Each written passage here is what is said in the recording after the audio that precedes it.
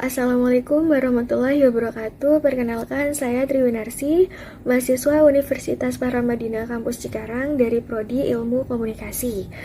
Pada video ini, saya akan memaparkan dan menganalisa dua kasus yang terjadi baru-baru ini, baik di dalam negeri maupun di luar negeri. Analisis ini saya akan sampaikan dari perspektif komunikasi politik dengan menggunakan teori dan konsep yang sebelumnya sudah saya pelajari di dalam mata kuliah komunikasi politik. Baik, langsung saja kita mulai bahas kasus yang pertama. Kasus yang pertama, ada demonstrasi besar-besaran yang terjadi di Iran. Pada akhir Desember 2025 hingga Januari 2026, Iran mengalami demonstrasi secara besar-besaran yang dipicu akibat krisis ekonomi seperti inflasi yang tinggi, kenaikan harga bahan pokok, dan melemahnya nilai mata uang Iran itu sendiri.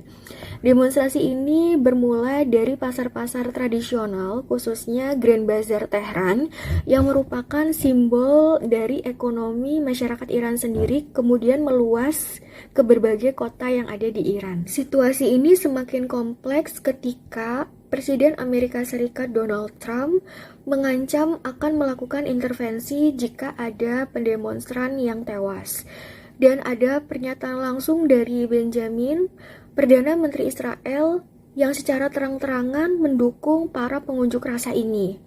Sehingga fenomena ini menarik untuk dibahas dari segi perspektif komunikasi politik karena menunjukkan bagaimana isu ekonomi ini dapat berkembang menjadi persoalan politik nasional dan internasional. Dari perspektif komunikasi politik, demonstrasi Iran ini menunjukkan bentuk komunikasi politik dari bawah atau bottom up. Jadi masyarakat, khususnya para pedagang, menyampaikan rasa ketidakpuasannya dengan melakukan aksi demo seperti penutupan toko dan mogok berdagang sebagai bentuk komunikasi politik nonverbal terhadap kebijakan ekonomi yang dirasakan tidak adil. Jika dikaitkan dengan teori agenda setting, media memiliki peran penting dalam menyampaikan krisis ekonomi dan demonstrasi di Iran ini menjadi isu utama publik. Karena pemberitaan yang secara intens mengenai aksi massa, bentrokan dengan aparat, serta adanya pernyataan dari pihak internasional menjadikan publik ini tidak hanya fokus pada persoalan ekonomi di Iran saja, tetapi juga pada legitimasi dan posisi politik pemerintahan Iran.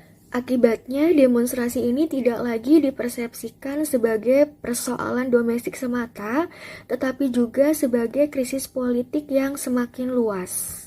Respon pemerintah Iran menanggapi kasus ini dengan melakukan pendekatan keamanan seperti pengerahan aparat dan penggunaan gas air mata untuk menghentikan para pendemonstran. Hal ini menunjukkan dominasi komunikasi koersif dibandingkan komunikasi persuasifnya itu sendiri.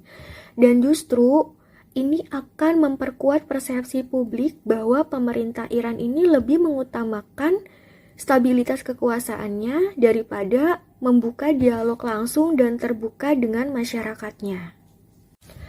Lalu siapa saja sih aktor-aktor komunikasi politik dalam kasus ini? Yang pertama tentunya dari pemerintah Iran itu sendiri sebagai penyampai kebijakan dan narasi resminya. Kedua ada aparat keamanan sebagai perpanjangan komunikasi negara. Ketiga, ada masyarakat atau para pendemonstran sebagai komunikator politik kolektif. Lalu ada media yang membingkai isu dan menentukan agenda publik. Dan yang terakhir, ada aktor eksternal seperti Presiden Amerika Serikat dan Perdana Menteri Israel yang mempengaruhi agenda media dan memperluas skala isu ini ke tingkat internasional. Dan jika saya menjadi bagian dari pemerintah Iran, langkah pertama yang akan pemerintah lakukan adalah memperbaiki komunikasi publik dengan mengakui secara terbuka bahwa krisis ekonomi ini memang sedang dialami oleh masyarakat kita. Lalu, pemerintah juga perlu mengubah agenda komunikasi dengan tidak hanya menekankan pada isu keamanannya saja, tetapi juga harus fokus dengan solusi ekonomi yang lebih konkret. Lalu, pemerintah juga perlu membuka ruang dialog terbuka dengan masyarakat atau perwakilan pedagang agar komunikasi ini bisa berjalan dua arah. Jadi tidak hanya negara yang berbicara dengan rakyat, tapi rakyat juga bisa menyampaikan aspirasinya, masukannya, atau apapun itu kepada negara. Baik, itu tadi pemaparan dan analisis dari kasus yang pertama. Sekarang kita masuk ke dalam kasus yang kedua. Oke, jadi kasus kedua ini dari dalam negeri kita di Indonesia, yaitu kasus pemberian abolisi kepada Tom Lembong dan amnesti kepada Hasto Kristianto yang dilakukan oleh Presiden Prabowo. Isu ini tentunya menimbulkan berbagai macam polemik di tengah masyarakat, karena keputusan ini tidak hanya dipandang sebagai persoalan hukum saja, namun ini merupakan langkah politik dalam mengelola relasi lawan dan kawan pasca era Presiden Joko Widodo. Sehingga fenomena ini menarik untuk dibahas, khususnya bagaimana kekuasaan dikomunikasikan kepada publik. Dalam perspektif komunikasi politik, keputusan pemberian abolisi dan amnesti ini bisa dikatakan sebagai komunikasi kekuasaan, di mana kebijakan negara digunakan sebagai sarana dalam menyampaikan pesan politik. Keputusan tersebut tidak hanya berupa tindakan hukum, namun bisa dikatakan sebagai simbol politik yang menunjukkan arah dan gaya kepemimpinan Presiden Prabowo. Selain itu, kebijakan ini juga mencerminkan adanya strategi kekuasaan elit, yaitu upaya penguasa dalam mengelola hubungan antar elit politik guna menciptakan stabilitas pemerintahan.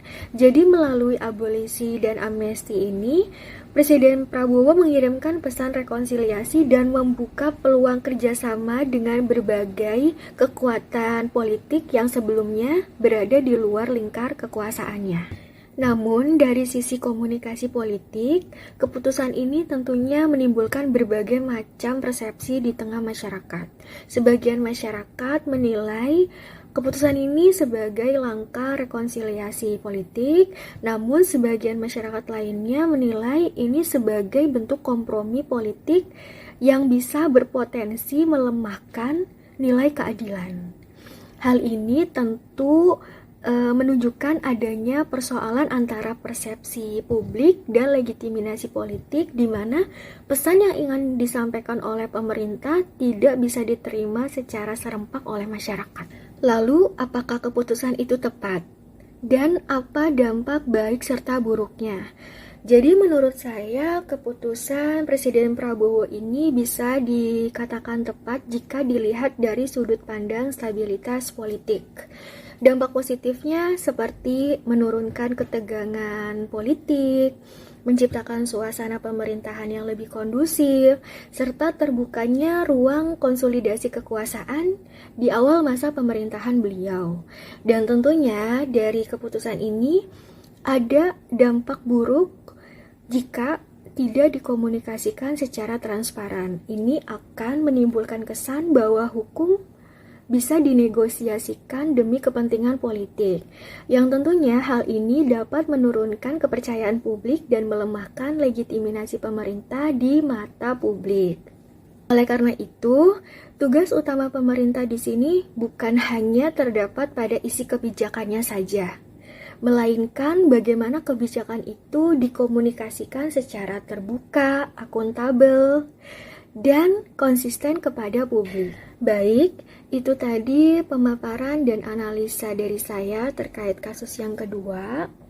Semoga apa yang saya sampaikan bisa menjadi tambahan informasi untuk audiens yang sedang menonton video ini. Kurang dan lebihnya saya minta maaf. Sekian dari saya. Wassalamualaikum warahmatullahi wabarakatuh.